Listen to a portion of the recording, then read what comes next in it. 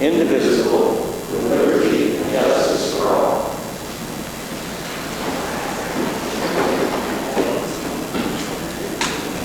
Roll call. Allen. Guerrero. Here. Gaddis. Here. Ross. Here. Hanson. Hernandez. Koschei. Iqbal. Here. Cayos. Here. Cody. Here. Leonard. Here. Lewis. Martin. Here. Molina. Sanchez. Sheffield. Here. Silva. Sterrett. Sturgis. Yes. Thomas. Weber. Here. Wegman. Here. Lenine. Here. Molina, eligible. Okay. We have somebody signed up for public comment. Her name is Liza Elliott. Yeah. And you get 3 minutes. Is it right here? I think it's right here. But just for our record, give us your address. It's 42W 420 Hughes Road in Blackberry You Township. better take the microphone. Oh, this one, okay. That's- 3 minutes, it might be a little difficult. I will try to speak quickly. We live adjacent to the western portion of Johnson's Mount Forest Preserve. It's leased to a prominent area farmer. We've been aware of the horribly wet growing season this year, and the acreage remained uncultivated until about July 7th. At this time, the field was sprayed, and I just assumed it was a herbicide, and I made sure the house was closed up and... We're having trouble hearing you, so is that turned down? I have no idea, actually. Doesn't look like it. Is it? I think it's just Keep it close to your face, guy. Okay. Anyhow, we watched as it was sprayed with the herbicide, and I made sure that the doors were closed and the dog was in, and looked to see that the horses were in the barn. I could see the spray nozzles, and I checked to see which way the wind was blowing. It seemed easterly, and not toward the house. But the main point is that it was windy enough to tell the wind direction. So I figured that this happens, but wondered why they were putting the herbicide on now. What followed was rather shocking. Within about 20 hours, most of this field had turned brown and it was dead. And then in about another 10 hours, the remainder was. So we had like a dead zone out there. And a day or two later, someone was walking in the forest preserve. I was very concerned, so on the 11th, I left a message for Ben Haberther, who called me back on the 15th. There was a concern expressed about seeing this burn down, and the nozzles used and the sprayer being up off the ground because of drift or going places where it shouldn't. He was very knowledgeable and helpful, and he said he would find out the herbicide that was being used by the farmer. I spoke again with him on 7/19, and what was being used was Roundup mixed with a herbicide called gramoxone, which is, the active ingredient is paraquat. Roundup is a discussion worth having, but right now I want to focus on the gramoxone. It's manufactured by Syngenta, and my understanding is that if gramoxone has the approval of the EPA, another discussion worth having, and the guidelines on the package are followed, that it is okay for use on the forest preserves. I think that's accurate.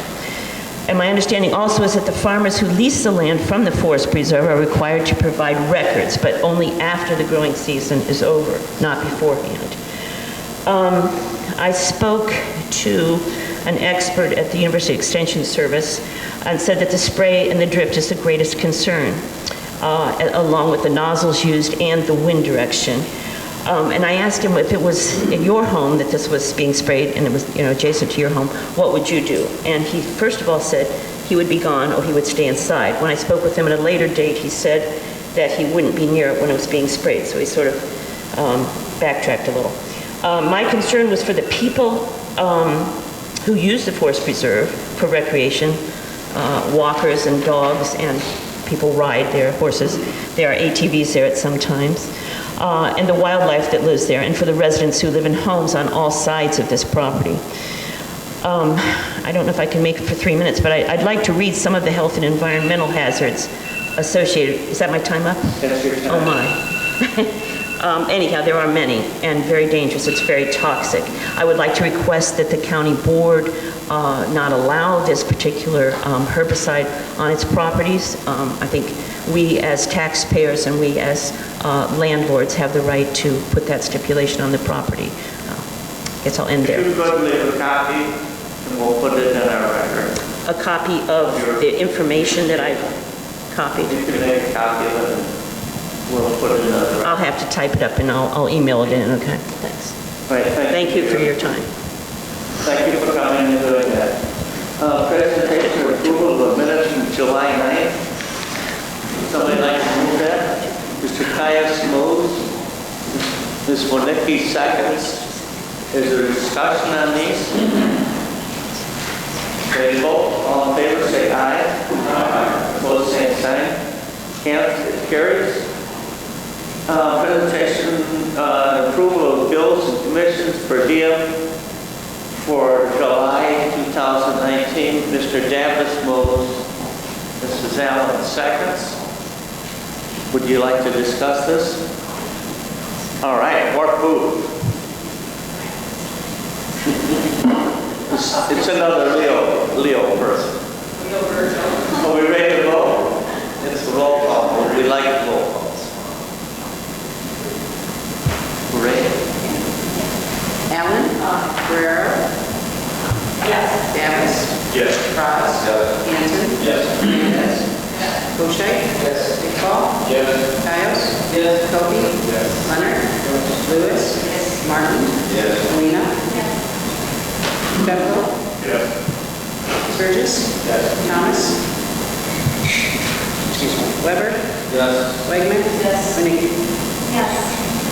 It's approved. Bids and proposals 2729, resolution authorizing a change order for construction, observation, engineering services for the Fabian Forest River Bridge reconstruction and causeway removal, shoreline stabilization project. Mr. Ross moves. Mr. Martin seconds. Is there discussion on this? You want to make any comments? Well, we're very excited that this project has gotten to this point. So this is our joint project with the IDNR, where they are funding the causeway removal, and the district is funding the bridge installation. Additionally, we did get a grant from the Riverboat Fund through the county, about $85,000. So there's quite a bit of cooperative effort in this. So the bridge is going in, or the abutments have been put in, and we're just waiting for the bridge to be delivered, and then obviously the causeway removal, but this will be for our construction management services. So we're getting there. Any questions? We're ready to go. Allen? Guerrero? Yes. Davis? Yes. Ross? Yes. Hanson? Hernandez? Boucher? Yes. Iqbal? Yes. Caius? Yes. Kobe? Leonard? Yes. Lewis? Martin? Yes. Alina? Sheffield? Yes. Sturgis? Yes. Weber? Yes. Wegman? Winnicke? Stands approved under land acquisition 2730, resolution authorizing land acquisition of the Spangler parcels as an addition to the Sleepy Hollow Ravine Forest Reserve in Dundee Township. Somebody like to move that? Mr. Sturgis would like to move it. Mr. Leonard would like to second. Why don't you tell them a little bit about this, Monica? Sure. This is up in Dundee Township, and it's along pretty much Sleepy Hollow Road. I-90 is to your south. We own two parcels here already. The Sleepy Hollow Ravine, which came to us, or a portion of it, came to us as part of the commercial development there that's at Randall and 90. And then we own a little tiny sliver off of Sleepy Hollow Road. So we've been working with this owner who owns the ravine in its entirety. And so when we started discussions, it was to purchase the two parcels you see to the north. And there is a conservation easement through the Nature Preserve Commission for the ravine itself, which is the southern piece that you see on the map. And the owner has since decided now that he's going to be donating that portion of it to us. So we'll be acquiring 14 acres and half of it will be donated.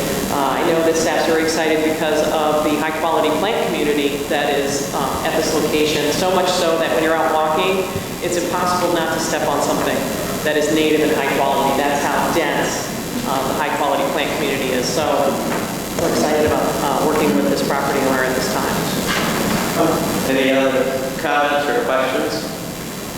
Mrs. Allen? Is there any chance when our staff is out working during the big days? I know we have pictures already. Yeah, so we could certainly get some out there. What a great idea. Please let's not forget. Yes, we can certainly arrange that, yeah. Ready to vote? We're ready to vote? Allen. Guerrero. Yes. Davis. Yes. Frost. Yes. Hanson. Yes. Hernandez. Bochet. Yes. Iqbal. Yes. Kayos. Yes. Kobe. Leonard. Lewis. Martin. Molina. Shefflo. Sturgis. Weber. Wegman. Winnicki. Stands approved. Under agreements 2731, resolution authorizing, I love this one, authorizing the Fourth Amendment to the Second Amended and Restated License Agreement with the Cougars Baseball Partnership and American Sports Enterprises. Would somebody like to move that? Mr. Davis would. Mr. Weber, would you like to second it? This is like lawyer work. Yeah, we need you, don't we? Is there any questions? We're ready to go. Allen. Guerrero. Yes. Davis. Yes. Frost. Yes. Hanson. Yes. Hernandez. Bochet. Iqbal. Kayos. Kobe. Leonard. Lewis. Martin. Molina. Shefflo. Sturgis. Weber. Wegman. Winnicki. Stands approved. There's no need for a closed session unless somebody has a reason. Then under communications, what? Save the dates. She wants me to tell you to save the date. Mr. Hoshite, save the date on 9/21, the 10th opening of Hoshite Woods. And 9/29, harvest of the acorn moon. It's from 12 to 3 p.m. Where's that at? The Oker. I don't know. The property we acquired is just, people see this and somebody says, this piece belongs to be saved. And that's what we count on. So that's a great deal when we got it pretty reasonable prices. We didn't get held up for it. Okay?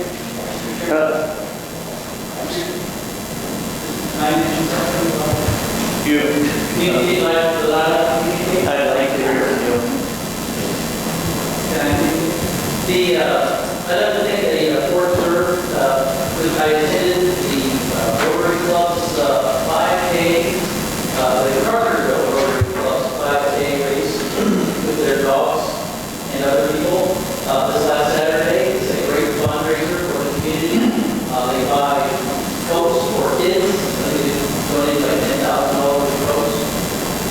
And we as Fort Serve allow them to use the new area to acquire for parking, and it worked out so well. And it's a great cause, and we came up with well. I said, yeah, another communication from their president.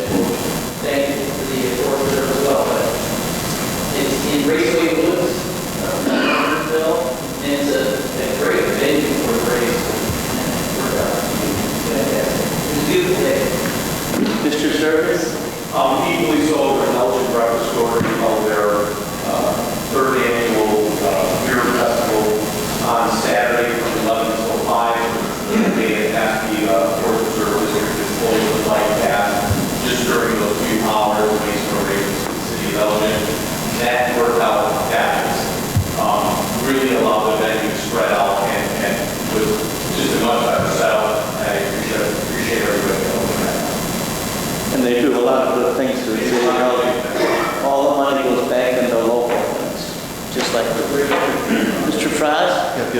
just like to address the comments from Mrs. Elliott that we earlier mentioned.